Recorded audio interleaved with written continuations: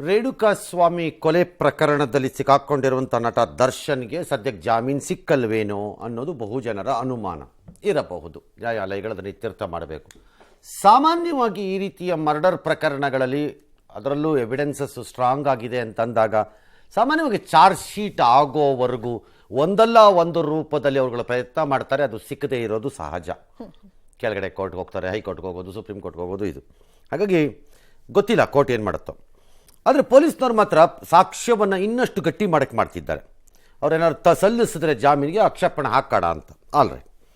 ಈ ಮಧ್ಯೆ ನಟ ದರ್ಶನ್ಗೆ ನಿಮ್ಮ ವಿರುದ್ಧ ರೌಡಿ ಶೀಟ್ ಏಕೆ ತೆರೀಬಾರ್ದು ಅಂತ ನೋಟಿಸ್ ಕಳಿಸೋದಕ್ಕೆ ಸಿದ್ಧತೆ ಮಾಡ್ತಿದ್ದಾರೆ. A rowdy sheeter cannot be open for one incident. ಅಂದರೆ ಅವನು ಹೆಬಿಚುಯಲಿ ಇರಬೇಕು ಆ ವಿಚಾರದಲ್ಲಿ. ಮೋಸ್ಟ್ಲಿ ಇವರು ಈ ಕೇಸಲ್ಲಿ ಈತ ಹೆಬಿಚುಯಲ್ ಅಂದರೆ ಪದೇ ಪದೇ ಇಂತಹ ಕೃತ್ಯಗಳನ್ನು ಮಾಡುವ ಮನೋಸ್ಥಿತಿಯವರು ಅಥವಾ ಅದ್ರ ಸಿಗಾಕೋತಿದ್ದಾರೆ ಆ ಥರ ಪ್ರಕರಣಗಳಲ್ಲಿ, ಅಥವಾ ಅವರ ಸಂಪರ್ಕ, ಸಾಂಗತ್ಯ, ಗೆಳೆತನ, ಎಲ್ಲ ನಡವಳಿಕೆಗಳು ಎಲ್ಲ ಅಂತಹ ಗಿರಾಕಿಗಳ ಜೊತೆನೇ ಇರುತ್ತೆ. ಹೀಗೆಲ್ಲ ಏನಾದ್ರು ಪ್ರೂವ್ ಮಾಡಿದ್ರೆ ಓಪನ್ ಮಾಡ್ಬೋದೇನೋ. ಬಟ್ ಅಗೇನ್ ಅದನ್ನು ಚಾಲೆಂಜ್ ಮಾಡ್ಬೋದು ಹೈಕೋರ್ಟಲ್ಲಿ. ನನ್ನ ಮೇಲೆ ಮಾಡೋಕ್ಕೆ ಬರಲ್ಲ ಅಂತ. That's a different issue. ಈ ಮಧ್ಯೆ ಅವರು ಭೇಟಿಯಾಗಿ ನನ್ನನ್ನು ಯಾರೂ ಭೇಟಿ ಮಾಡೋದು ಬೇಡ ಅಂತೇನೋ ಹೇಳಿದಾರಂತೆ ಜೈಲಿನಲ್ಲಿ. ಅದು ಅವ್ರ ಆಯ್ಕೆ. ಅದು ವಂಡರ್ಫುಲ್. ಅಂದರೆ ಪೊಲೀಸ್ ಕಸ್ಟಡಿಯಲ್ಲಿ ಇದ್ದಾಗ ಈ ಹೆಣ್ಣುಮಗಳು ಯಾರಿದ್ದಾರೆ ದರ್ಶನ್ ಅವರ ಆಪ್ತೆ ಪವಿತ್ರ ಗೌಡ ಮೇಕಪ್ಗೆ ಆದ್ಯತೆ ಕೊಡ್ತಿದ್ರಂತೆ. ಬೆಳಿಗ್ಗೆ 6 ಗಂಟೆಗೆ ಎದ್ದು ಬರೋವಾಗಲೇ ಮೇಕಪ್ ಮಾಡ್ಕೋತಿದ್ರಂತೆ, ಅಥವಾ ಇನ್ನು ಯಾವಾಗಲೂ ಅವ್ರಿಗೆ ಆದಾಗ ಮಾಡ್ಕೋತಿದ್ರಂತೆ. ಅದು ಚರ್ಚೆಗೆ ಕಾರಣ. ಯಾಕೆ ಅಲ್ಲ, ಅಂಥ ಸಿಚುವೇಶನಲ್ಲೂ ಮೇಕಪ್ನ ಇಂಪಾರ್ಟೆನ್ಸ್ ಇರುತ್ತಾ? ಅದಕ್ಕೆ ಅಷ್ಟೊಂದು ಇದು ಮಾಡ್ತಾರ ಅಂತ ಅವ್ರಿಗೆ ಏನನ್ನು ನಾನು ಹೆಂಗೆ ಕಾಣಿಸ್ಬೇಕು ಬಹಿರಂಗವಾಗಿ ಅಂತ ಅವ್ರಿಗೆ ಏನಿದೆಯೋ ಆಸಕ್ತಿ. ಬಟ್ ಅವಕಾಶ ಕೊಡ್ಬೋದಾ ಸರ್? ಕೊಡಬೇಕಾಗಿರಲಿಲ್ಲ. ಇನ್ಯಾವುದೋ ವಿಕಿಪೀಡಿಯಲ್ಲಿ ಮರ್ಡರ್ ಆಫ್ ರೇಣುಕಾಸ್ವಾಮಿ ಅಂತ ಪೇಜನ್ನು ಓಪನ್ ಆಗಿದೆ. ಆಗ್ಬೋದು. ಅದರಲ್ಲಿ ಏನಿದೆ? ಓಪನ್ ಮಾಡಿದ್ರೆ ಮಾಡ್ಕೋಬೋದು ಯಾರು ಬೇಕಾದ್ರೂ. ಅದರಲ್ಲಿ ಏನಿದೆ? ಅದೇನು ನೊಬೆಲ್ ಪ್ರೈಸಾ? ಇಂಟರ್ನ್ಯಾಷನಲ್ ಅದು? ಏನದು?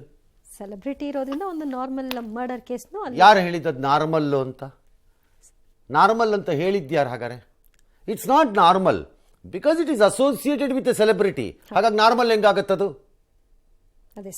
ನಾರ್ಮಲ್ ಅಂದ್ರೆ ಈ ದೇಶದಲ್ಲಿ ನಡೆಯೋ 300 ಯಾರು ಸತ್ರೋ, ಯಾರು ಹೋದ್ರೋ, ಯಾರು ಬಂದ್ರೋ, ಯಾರು ಗೊತ್ತಾಗಲಿಲ್ಲ ಅಂತಲ್ಲ, ಅದು ನಾರ್ಮಲ್ ಅಪ್ಪ. ಇದು ನಾರ್ಮಲ್ ಹೆಂಗಾಗತ್ತೆ? ನಾರ್ಮಲ್ ಆಗಿದ್ರೆ ಇಷ್ಟು ದಿನ ನೀವೆಲ್ಲ ಟಿವಿನಲ್ಲಿ ಬೆಳಗ್ಗೆ ರಾತ್ರಿ ಮಧ್ಯಾಹ್ನ ಅಂತ ಕಲ್ಗುಂಡು ಕರಗೋಗೋ ಥರ ಜಗ್ಗಿ ಜಗ್ಗಿ ಜಗ್ಗಿ ಜಗ್ಗಿ ಜಗ್ಗಿ ಜಗ್ಗಿ ಇಟ್ಟು ಮಾಡಿದ್ದೀರಿ. ಮತ್ತೆ ಏನು ನಾರ್ಮಲ್? ಎಸ್. ಅಸಹಜ ಲೈಂಗಿಕ ದೌರ್ಜನ್ಯ ಕೇಸ್ನಲ್ಲಿ ಸಿಲುಕಿರುವ ಜೆಡಿಎಸ್ ಎಂಎಲ್ಸಿ ಸೂರಜ್ ರೇವಣ್ಣರಿಂದ ಇಂದು 42ನೇ ಎಸಿಎಂಎಂ ಕೋರ್ಟ್ ನ್ಯಾಯಾಧೀಶರ ಸಮ್ಮುಖದಲ್ಲಿ ಡಿಎನ್ಎ ಪರೀಕ್ಷೆಗೆ ರಕ್ತದ ಮಾದರಿಯನ್ನು ಸಂಗ್ರಹ ಮಾಡಿದೆ. ನಿನ್ನೆ ಮೆಡಿಕಲ್ ಟೆಸ್ಟ್ಗೆ ಬೌರಿಂಗ್ ಆಸ್ಪತ್ರೆ ಕರ್ಕೊಂಡು ಹೋದಾಗ ಕೋರ್ಟ್ ಅನುಮತಿ ಪಡೆದಾಗ ಮಾತ್ರ ನಾವು ಕೊಡಲಿಕ್ಕೆ ಸಾಧ್ಯ, ಇಲ್ಲಾಂದ್ರೆ ಪರೀಕ್ಷೆ ಮಾಡಲ್ಲ ಅಂತ ವಾಪಸ್ ಕಳಿಸಿದ್ರು. ಇವತ್ತು ಕೋರ್ಟ್ ಅನುಮತಿ ಪಡ್ಕೊಂಡು ಪರೀಕ್ಷೆಯನ್ನು ಮಾಡಿಸಿದ್ದಾರೆ. All right. ಬೆಂಗಳೂರು ಸುತ್ತಮುತ್ತ ಇನ್ನೊಂದು ಏರ್ಪೋರ್ಟ್ ಮಾಡಬೇಕು ಅನ್ನೋದು ನಮ್ಮ ರಾಜ್ಯ ಸರ್ಕಾರದವರ ಆರಂಭಿಕ ಮಾತುಗಳು. ಆ ಕುರಿತು ಎಂ ಬಿ ಪಾಟೀಲ್ರನ್ನು ಸಭೆಗೆ ಮಾಡಿದಾರಂತೆ. ಕೆಲವರಿಗೆ ತುಮಕೂರು ಬಳಿ ಅಂತಾನೋ, ಇನ್ನು ಕೆಲವರಿಗೆ ಅದೆಲ್ಲ ಬಿಡದಿ ಹತ್ತಿರ ಅಂತಾನೋ, ಈ ಥರ ಒಬ್ಬರಿಗೂ ಒಂದೊಂದು ಐಡಿಯಾ ಅವರವರು ತೋಚ್ದಂಗೆ ಮಾಡ್ತಿದ್ದಾರೆ. ಆದರೆ ಈ ಮಧ್ಯೆ ಬೆಂಗಳೂರಿಗೆ ಹೊಂದಿಕೊಂಡಂತಿರುವ ಹೊಸೂರಿನಲ್ಲಿ ಅಂತಾರಾಷ್ಟ್ರೀಯ ಏರ್ಪೋರ್ಟ್ ಸ್ಥಾಪಿಸುವ ಘೋಷಣೆಯನ್ನು Tamil Nadu CM ಮಾಡ್ಕೊಂಡ್ಬಿಟ್ಟಿದ್ದಾರೆ M K Stalin. ವಾರ್ಷಿಕ 3 ಕೋಟಿ ಪ್ರಯಾಣಿಕರು ಸಂಚರಿಸುವ ದೃಷ್ಟಿಯಿಂದ 2,000 ಎಕರೆ ಪ್ರದೇಶದಲ್ಲಿ ನಿರ್ಮಾಣ ಮಾಡಿಬಿಡ್ತಾರಂತೆ. 2,000 ಎಕರೆಗೆ ಆಗತ್ತಾ? ಆಗಲಿಕ್ಕಿಲ್ಲ. ಏನೋ ಸ್ಟಾಲಿನ್ ವಿಧಾನಸಭೆಯಲ್ಲಿ ಹೇಳ್ಕೊಂಡ್ಬಿಟ್ಟಿದ್ದಾರೆ. ಒತ್ತಡ ಕಡಿಮೆ ಆಗುತ್ತೆ ದೇವನಹಳ್ಳಿ ಅಂತ. ದೇವನಹಳ್ಳಿ ಒತ್ತಡ ಕಡಿಮೆ ಆಗೋದಕ್ಕೇನು ಬೇಕಾಗಿಲ್ಲ. ಅಲ್ಲಿ ಅವ್ರಿಗೆ ಬೇಕು. ಯಾಕೆ ಹೊಸೂರಲ್ಲಿ ಯಾಕೆ ಮಾಡಬೇಕು? ಬಾರ್ಡ್ರಿಗೆ ಬಂದ್ಬಿಟ್ಟು ಅದ್ಯಾಕೆ ಹೊಸೂರಲ್ಲೇ ಮಾಡ್ಬೇಕು ಅವರು? Because they want Bangalore traffic to ಅವ್ರಿಗೆ ಹೋಗೋಕ್ಕೆ ಅಷ್ಟೇ. ಅವ್ರು ಇನ್ನೇನಿಲ್ಲ. ಹೊಸೂರು ಸ್ಥಾಪನೆ ಆಗಿದ್ದೇ ಆ ಉದ್ದೇಶಕ್ಕೆ. ಕರ್ನಾಟಕಕ್ಕೆ ಟಾಂಗ್ ಕೊಡಲೆಂದು ಆಗಿದ್ದಿದ್ದೇ ಹೊಸೂರು. ಅಲ್ಲೆಲ್ಲ ಕೈಗಾರಿಕೆಗಳು ಟ್ಯಾಕ್ಸ್ ಎಲ್ಲ ಅಲ್ಲಿಗೆ ಹೋಗುತ್ತೆ. ಅಲ್ಲಿರೋರೆಲ್ಲ ಬೆಂಗಳೂರು ಕರ್ನಾಟಕದ ಒಳಗಡೆ ಬಂದು ಜೀವನ ಮಾಡ್ತಾರೆ. ಇಲ್ಲಿ ಬಂದು ರೋಡ್ ಸರಿ ಇಲ್ಲ, ನಿಮ್ಗೆ ನೀರು ಸರಿ ಇಲ್ಲ ಅಂತ ನಮ್ಮನ್ನು ದಬಾಯಿಸ್ಬಿಟ್ಟು ಮನೆಗೆ ಹೋಗ್ತಾರೆ ಎಲ್ಲರೂ. ಅಷ್ಟೇ ಮಾಡೋದು ಇವರು. ಏನೇ ಅವ್ರು ಮಾಡಬೇಕು ಅಂತ ಹೊರಟಿದಾರಂತೆ. ನಂಬರ್ 1, ಸ್ಟಾಲಿನ್ ಅಲ್ಲ ಆ ತೀರ್ಮಾನ ಮಾಡೋಕ್ಕಾಗೋದು, ಕೇಂದ್ರ ಸರ್ಕಾರ ತೀರ್ಮಾನ ಮಾಡಬೇಕು ವಿಮಾನ ನಿಲ್ದಾಣದ್ದನ್ನು. ಅದೇನು Tamil Nadu state corporation bus stand ಅಲ್ಲ ಅದು. ನಂಬರ್ 1. ನಂಬರ್ 2, ಒಂದು ವೇಳೆ ಮಾಡೋಣ ಅಂತಾದರೂ ದೇಶದ ವಿಚಾರದಲ್ಲಿ ಇನ್ನೊಂದು ಏರ್ಪೋರ್ಟ್ ಬರಬೇಕು ಅಂತನೋ ಮತ್ತೊಂದು ಅಂತನೋ ಮಗದು ಅಂತನೋ ಇವ್ರು ಮಾಡಿಕೊಂಡ್ರು ಐ ಥಿಂಕ್ ಇನ್ನೊಂದು 6-7 ವರ್ಷ ಮಾಡಲಿಕ್ಕಾಗಲ್ಲ. ಯಾಕಂದರೆ ಬೆಂಗಳೂರು ಏರ್ಪೋರ್ಟ್ಗೂ ಅದಕ್ಕೂ 250 ಕಿಲೋಮೀಟರ್ದು ಇದು ಬರಲ್ಲ. ಓಪನ್ ಸ್ಕೈ ಪಾಲಿಸಿನಲ್ಲಿ ಅದೊಂದು ಕ್ಲಾಸ್ ಇದೆ. ಹಾಗಾಗಿ ಅದ್ರ ಮಾಡ್ಲಿಕ್ಕೆ ಬರಲ್ಲ ಅಂತ ಅನ್ಸತ್ತೆ ನನಗೆ. ಅಟ್ಲೀಸ್ಟ್ 6-7 ವರ್ಷ. ಓಕೆ. ಎಸ್. ಬಹಳ ಜಾಣ್ಮೆಯಿಂದ ನಂದಿನಿ ಹಾಲಿನ ದರವನ್ನು ಹೆಚ್ಚಿಸಿದ ಸಿದ್ದರಾಮಯ್ಯ ಸರ್ಕಾರದ ವಿರುದ್ಧ ಬಿಜೆಪಿ ವಾಗ್ದಾಳಿ ಆಕ್ರೋಶವನ್ನು ಮುಂದುವರೆಸಿದೆ. ವಿಪಕ್ಷ ನಾಯಕ ಅಶೋಕ್ ಅವರಂತೂ ಮುಖ್ಯಮಂತ್ರಿಗಳನ್ನ ಏಕವಚನದಲ್ಲೇ ತರಾಟೆಗೆ ತೆಗೆದುಕೊಂಡ್ರು. ಹೆಚ್ಚುವರಿ ಹಣವನ್ನ ರೈತರಿಗೆ ಕೊಡಬೇಕು, ಅಲ್ಲಿವರೆಗೂ ಹೋರಾಟ ಮಾಡ್ತೀವಿ ಅಂತ ಮಾಜಿ ಮಂತ್ರಿ ಅಶ್ವಥ್ ನಾರಾಯಣ್. ಆದರೆ ಸಚಿವ ಚಲುವರಾಯಸ್ವಾಮಿ ಮಾತ್ರ ಬೆಲೆ ಹೆಚ್ಚಳವನ್ನ ಸಮರ್ಥನೆ ಮಾಡಿಕೊಂಡಿದ್ದಾರೆ. ಬುದ್ಧಿವಂತ ಅರ್ಥಶಾಸ್ತ್ರಜ್ಞ ದೇಶಕ್ಕೆ ಅರ್ಥ ಹೇಳ್ಕೊಡಕ್ ಹೋಗಿದೆಯಲ್ಲ, 50 ml ಕಡಿಮೆ ಕೊಟ್ಬಿಡು, 2 ರೂಪಾಯಿ ಕಡಿಮೆ ತಗೋ. 50 ml ಕಡಿಮೆ ಕೊಡು ನಮಗೆ, ನೀನು 2 ರೂಪಾಯಿ ಕಡಿಮೆ ಮಾಡು. ಜಾಸ್ತಿ ಕೇಳಿದವ್ರು ಯಾರಪ್ಪ ನಿನ್ನ ಬಂದು? ಜನ ಕಪ್ಪಾಳಕ್ಕೆ ಇವ್ರಿಗೆ ಬಾರಿಸ್ಬೇಕು. ಏನಪ್ಪ ನಾನು ಕೇಳಿದ್ನ, ಯಾಕೆ ಕೊಟ್ಟೆ ನೀನು? ಉಪಮುಖ್ಯಮಂತ್ರಿಗಳು ಹೇಳಿಕೆ ಕೊಟ್ಟಿದ್ದಾರಲ್ಲ, ರೈತರ ಪರವಾಗಿ ಅಂತ. ರೈತರಿಗೆ ಹಣ ಕೊಡ್ಬೇಕು. ಅವರು ಆಯ್ತು ಏರಿಕೆ ಮಾಡಿದ್ದೀರಾ, ಆ ಹೆಚ್ಚು ಮಾಡಿದನ್ನ ಹಣ ಸಂಪೂರ್ಣವಾಗಿ ಕಳೆದ 3 ರೂಪಾಯಿ ಈ 2 ರೂಪಾಯಿ ನೇರವಾಗಿ ತಗೊಂಡು ಕೂಡಿ ಮತ್ತು ಸಬ್ಸಿಡಿ ಹಣ ಏನು ಕೊಡಬೇಕಾಯ್ದನ್ನು ಕೂಡಿ ಇದನ್ನು ಪಾಪ ಅವ್ನಿಗೆ ಏನು ಗೊತ್ತಿಲ್ಲರಿ. ವಿರೋಧ ಪಕ್ಷ ನಾಯಕರು ಏನೋ ಮಾಡಿದ್ದಾರೆ, ಒಂದು ಕಮ್ಯುನಿಟಿ ವೈಸೋ ಅಥವಾ ಇಲ್ಲ ಯಾರು ಇಲ್ಲ ಅಂತ ಮಾಡಿದ್ದಾರೆ. ಅವ್ರಿಗೆ ಅಷ್ಟೊಂದು ಯಾವಾಗ ಏನೇನು ಹೇಳಬೇಕು ಅಂತ ಜಾಸ್ತಿ ದರ ಮಾಡ್ದಲೇ ಇರ್ಲಿಕ್ಕೆ ಸಾಧ್ಯ ಇಲ್ಲ ಯಾವುದೇ ಸರ್ಕಾರ. ಬೆಲೆ ಏರಿಕೆ ಆಯ್ತಪ್ಪ, ಅಶೋಕ್ ಗೊತ್ತಿಲ್ಲ. I invite Chaluvarayaswamy for A argument with me. ಹಾಗಾದ್ರೆ ನನ್ನ ಜೊತೆಗೆ ಬನ್ನಿ.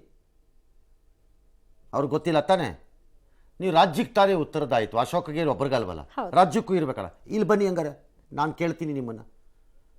ನೋಡೋಣ ಯಾರು ಬುದ್ಧಿವಂತಿಕೆ ಏನಿದೆ ಆಗ ಅಂತ. ಹಂಗಾರೆ ಯಾರಿಗೆ ಬಿಡ್ತೀರ್ರಿ ಬುರುಡೇನ ಕೃಷಿ ಮಂತ್ರಿಗಳಾಗಿ? ಫಸ್ಟು 2 ರೂಪಾಯಿನ KMFನ ಅಧ್ಯಕ್ಷರಿಂದ ಹೇಳಿಸಿ ರೈತರಿಗೆ ಕೊಡ್ತೀವಿ ಅಂತ ಕೃಷಿ ಮಂತ್ರಿ ಕೂತ್ಕೊಂಡು, ಆಮೇಲೆ ಅಶೋಕ್ಗೆ ಹೇಳೋರಂತೆ. ಏನು ನಿಮಗೂ ಎಲ್ಲ ಗೊತ್ತಿರುತ್ತಾ? ನನಗೆಲ್ಲ ಗೊತ್ತಾ? ಹಂಗಾರೆ ಈ ಪ್ರಪಂಚದಲ್ಲಿ ನಡೆಯೋದೆಲ್ಲ ಗೊತ್ತು ಅಂತಂದಕ್ಕಾಗತ್ತಾ? ನಾನು ನಿಮಗೆಲ್ಲ ಗೊತ್ತಾ ಕೃಷಿ ಮಂತ್ರಿಯಾಗಿ? ನಾಳೆ ಬಯೋಟೆಕ್ನಾಲಜಿ ಬಗ್ಗೆ ಕೇಳ್ತೀನಿ, ನೀವು ಹೇಳ್ತೀರಾ? ಹಂಗಾರೆ ಅದಂಗಾಗತ್ತೆ? ಆ ರೀತಿ ಮಾತಾಡೋದು ಅಲ್ಲ.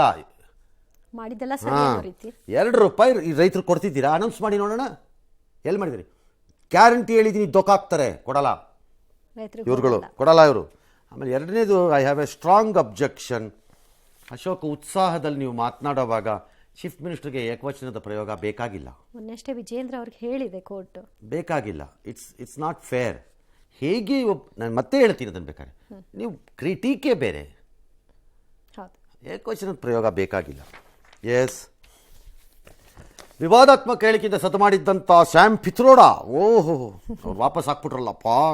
ಅವರಿಗೆ ಕೇಂದ್ರ ಮಂತ್ರಿ ಹೇಳಿದ್ದಾರೆ ಕಿರಣ್ ರಿಜಿಜು, ಅಯ್ಯೋ ನಮಗೆ ಗೊತ್ತಿತ್ತು ಬಿಡ್ರಿ ಇವರು ಇದೇ ಕೆಲಸ ಮಾಡೋದು ಅಂತ.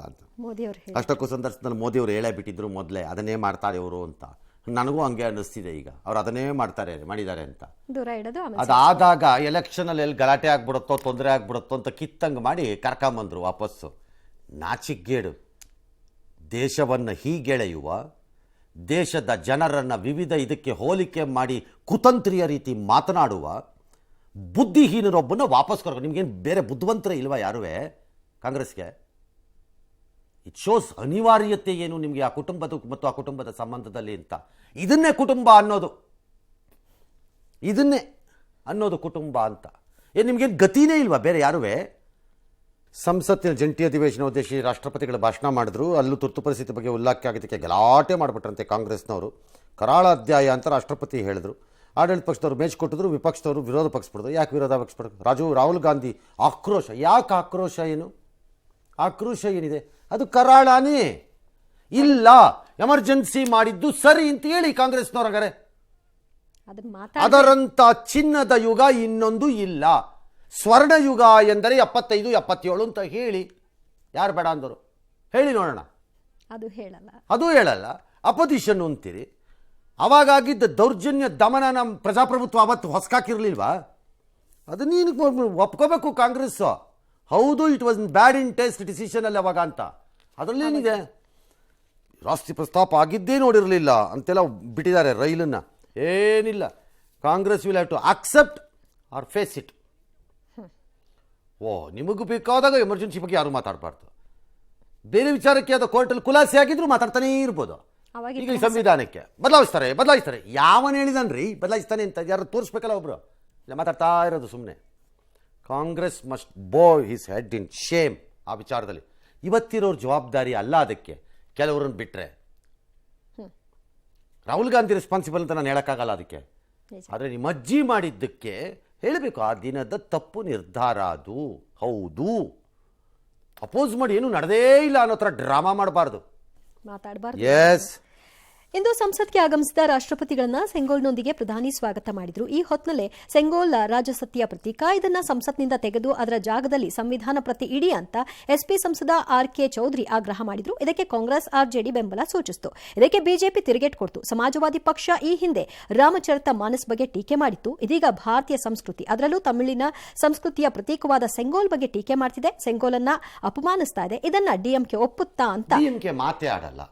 ಅವ್ರದ್ದು ಏನಿದ್ರು ಮೋದಿ ಮೌನವೇಕಿ ಅಂತ ಕೇಳೋದಷ್ಟೇ ಅವ್ರ ಪ್ರಶ್ನೆ. ಅವ್ರ ಮಾತು ಇದು ನಮ್ಗೆ ಗೊತ್ತೇ ಇಲ್ವಲ್ಲ, ಹಂಗೂ ಆಗ್ತಾ ಇದೆಯಾ, ಎಲ್ಲಿದೆ ಅದು ಅಂತ ಹುಡುಕ್ತಾ ಇರ್ಬೇಕಾರೆ ಡ್ರಾಮಾ ಮಾತಾಡಿ. ತಮಿಳ್ನಾಡಿನಲ್ಲಿ ಬರೀ ತಮಿಳ್ನಾಡಿನ ಪ್ರಶ್ನೆ ಅಲ್ಲ ಅದು, ಅದು ಹಿಂದೂ ಧರ್ಮ ಮತ್ತು ರಾಜನ ನಿಷ್ಪಕ್ಷಪಾತ ಮತ್ತು ಆಡಳಿತ, ಸತ್ಯ, ನ್ಯಾಯ ಅದನ್ನು ಪ್ರತಿನಿಧಿಸುವ ಸಂಕೇತ ಅಷ್ಟೇ ಅದು. ನಾಳೆ ಅಶೋಕ ಚಕ್ರ ಬೇಡ ಅಂತ ನಾವು ಹೇಳಿದ್ರೆ ಹೆಂಗಿರುತ್ತೆ? ಸೌತಿಂದ ಹೇಗಿರುತ್ತೆ ಯೋಚನೆ ಮಾಡ್ಕೊಳ್ಳಿ ಒಂದ್ಸರಿ. ಉತ್ತರ ಭಾರತದವರು ಬೇಕಿಲ್ಲ ನಮ್ಗೆ ಅಶೋಕ ಚಕ್ರ ಅಂದರೆ ಏನು ಮಾಡ್ತೀರಿ? ಉತ್ತರ ಭಾರತದವ್ರಿಗೆ ದಕ್ಷಿಣ ಭಾರತ ಅರ್ಥ ಆಗಲ್ಲ. ಅವ್ರಿಗೆ ಇಲ್ಲಿ ಕಾಸು ಸಿಕ್ಕಿದ್ರೆ ಸಾಕು, ಅವ್ರಿಗೆ ಮಜಾ ಮಾಡೋಕೆ ಆ ಕಡೆಯಲ್ಲಿ ಅವ್ರಿಗೆ ಅರ್ಥ ಆಗಲ್ಲ. ಉತ್ತರ ಭಾರತದಲ್ಲೇ ಬರುವ ರಾಮ ಮಂದಿರ ಅವ್ರಿಗೆ ಬೇಡ, ಉತ್ತರ ಭಾರತದಲ್ಲೇ ನಡೆದಂಥ ಇನ್ಯಾವುದೋ ಒಂದು ಇದು ಪುರಾಣದ ಕಥೆ ಇದ್ದರೆ ಬೇಡ ಅವರಿಗೆ. ಬೈಕ್ ಓಡಾಡೋದು ಚೋಳ ರಾಜನ ಕಾಲದನ್ನು ಈಗ ಹಿಡ್ಕೊಂಡು ಹೋಗಿ ಆ ಸೆಷನ್ನಲ್ಲಿ ಅದನ್ನು ಇಟ್ಟಾಗ 2 ಸೆಷನ್ ಮಾಡಾಗೋಗಿದೆ. ಇನ್ನೂ ಬಿಡ್ತಿಲ್ಲ. ಏನು ಕತ್ತೆ ಕಾಯ್ತಿದ್ರ? 2 ಸೆಷನ್ಗೆ ನಿದ್ದೆ ಹೊಡಿತಿದ್ರ ಎಲ್ಲರೂ? ರಾಜ ಅದು ಇದು ಅನ್ಕೊಂಡು ಬುರುಡೆ ಬಿಡ್ಕತ್ತಾರೆ ಸುಮ್ಮನೆ. ಇದು ನಿಜವಾದ ಉತ್ತರ ಭಾರತೀಯರ ಅಸಹನೆ ದಕ್ಷಿಣ ಭಾರತೀಯರ ಮೇಲೆ. ಅವತ್ತು ಡಿ ಕೆ ಸುರೇಶ್ ಹೇಳಿದ್ದಲ್ಲ, ಇದು ನಿಜವಾದ ಅಸಹನೆ. ನಮ್ಮ ಸಂಸ್ಕೃತಿ, ನಮ್ಮ ಚರಿತ್ರೆ, ನಮ್ಮ ಆಚಾರ ವಿಚಾರಗಳು, ನಮ್ಮ ಹಬ್ಬಗಳು, ನಮ್ಮ ಪದ್ಧತಿಗಳು ಯಾವುದನ್ನು ಅರ್ಥ ಮಾಡಿಕೊಳ್ಳೋಕ್ಕೆ ತಾಕತ್ತಿಲ್ಲದೆ ಇರೋರು ಬಂದು ನಮಗೆ ಹೇಳಕ್ಕೆ ಬರ್ತಾರೆ ಇಲ್ಲಿ ಸುಮ್ಮನೆ. ಅದಕ್ಕೆ ಕೇಳಿದ್ದು ನಾನು, ಅಶೋಕ್ ಚಕ್ರ ನಾವು ಬೇಡ ಅಂದ್ರೆ ಏನು ಮಾಡ್ತೀರಿ? ನಮ್ಗೆ ಉತ್ತರ ದಕ್ಷಿಣ ಭಾರತದವ್ರು ನಮ್ಗೆ ಸಂಬಂಧ ಇಲ್ಲ ಅಂತಾರಪ್ಪ, ಆಗ ಅನ್ನಕ್ಕಾಗತ್ತಾ? ಎಸ್. ಅಕ್ರಮದ ವಿರುದ್ಧ, ನೀಟ್ ವಿರುದ್ಧ ಕಾಂಗ್ರೆಸ್ ಏನೋ ಪ್ರತಿಭಟನೆ ಮಾಡಿದೆ, NSU ಏನೋ ಪ್ರತಿಭಟನೆ ಮಾಡಿದೆ, ಅದರ ಕಚೇರಿಗೆ ನುಗ್ಗಿಬಿಟ್ಟಿದ್ದಾರೆ. ಆಮೇಲೆ ಪೊಲೀಸ್ನವ್ರನ್ನೆಲ್ಲರೂ ಕಳಿಸಿದ್ದಾರೆ ಆಚೆಗೆ. ನಡ್ರೆ ಅಂದ್ಬಿಟ್ಟು ಎಲ್ಲರೂ ಕಳಿಸಿದ್ದಾರೆ. ನೀವು ಕಳಿಸ್ಬೋದು, ರಿಪೇರಿ ಮಾಡೋದೇನು ಹೇಳಿ ಆ ಎಕ್ಸಾಮನ್ ಪೋಸ್ಟು, ಆಮೇಲೆ ಮಾತಾಡೋಣ ಮಿಕ್ಕಿದ್ದನ್ನು. ಎಸ್. ಬಿಜೆಪಿಯ ಹಿರಿಯ ನಾಯಕ ಎಲ್.ಕೆ. ಅಡ್ವಾಣಿ ಅವರ ಆರೋಗ್ಯದಲ್ಲಿ ವ್ಯತ್ಯಯ ಕಂಡುಬಂದ ಕಾರಣ ಅವರನ್ನ ರಾತ್ರಿ ಆಸ್ಪತ್ರೆಗೆ ದಾಖಲು ಮಾಡಿದ್ರು. ದೆಹಲಿಯ ಏಮ್ಸ್ನಲ್ಲಿ ಕಾರ್ಡಿಯಾಲಜಿ, ಯೂರಾಲಜಿ ಮತ್ತು ವೃದ್ಧಾಪ್ಯಕ್ಕೆ ಸಂಬಂಧಿಸಿದ ತಜ್ಞ ವೈದ್ಯರ ಹಲವು ಪರೀಕ್ಷೆ ನಂತರ ಅಡ್ವಾಣಿ ಅವರು ಚೇತರಿಸಿಕೊಂಡಿದ್ದಾರೆ. ಹಾಗಾಗಿ ಇವತ್ತು ಡಿಸ್ಚಾರ್ಜ್ ಆಗಿದ್ದಾರೆ. ಅಡ್ವಾಣಿ ಅವರಿಗೆ 97 ವರ್ಷ ಈಗ ವಯಸ್ಸಲ್ಲಿ ಇನ್ನೂ ಚೇತರಿಸ್ಕೊಂಡಿದ್ದಾರೆ. ಇದೆಲ್ಲ ಇದೆಯಲ್ಲ ಕತೆ, ಲೆಕ್ಕ ಹಾಕೊಳ್ಳಿ ಎಷ್ಟೆಲ್ಲ ಇದಿರಬೇಕು ಅವರು. ವಿಶ್ವಕಪ್ದು ನಡೀತಾ ಇದೆ, ಮಳೆ ಅಂತ ಅಂದ್ಕೊಂಡಿದ್ವಿ, ಆಟ ನಡೆಯಲ್ವೇನೋ ಅಂದ್ಕೊಂಡಿದ್ವಿ. ಕೊನೆಗೆ ಟಾಸ್ ಆಯಿತು. ಟಾಸ್ ಆದಮೇಲೆ ಇಂಗ್ಲೆಂಡು ಟಾಸ್ ಗೆಲ್ತು, ಫೀಲ್ಡಿಂಗು ಹೋಯಿತು. ಆಮೇಲೆ ಮ್ಯಾಚು ಸ್ಟಾರ್ಟ್ ಆಯಿತು. ಅದೆಷ್ಟೋ ಒಂದು 70 ರನ್ 60 ರನ್ 65 ರನ್ ಏನೋ ನಮ್ಮವ್ರು ಬಾರಿಸ್ಕೊಂಡ್ರು. ಮುಂದೆ 3 ವಿಕೆಟ, 8 ಓವರ್ 2 ವಿಕೆಟ್, 2 ವಿಕೆಟ್ ಕಳ್ಕೊಂಡು ಒಂದು 8 ಓವರ್ನಲ್ಲಿ. ಈಗ ಮತ್ತೆ ಮಳೆ ಬಂದು ನಿಂತೋಗ್ಬಿಟ್ಟಿದೀಯ ಅಂತೆ. ಹಾಂ, ಒಳ್ಳೇದಾಯ್ತು, ಆಯಿತು. ಅದೇನೋ ಒಂದು ಮಾಡ್ತಾರೆ ಬಿಡ್ರಪ್ಪ ಫೈನಲಿ, ಯಾಕೆ ಟೆನ್ಷನ್ ಮಾಡ್ಕೊತೀವಿ ಸುಮ್ಮನೆ. ಓಕೆ.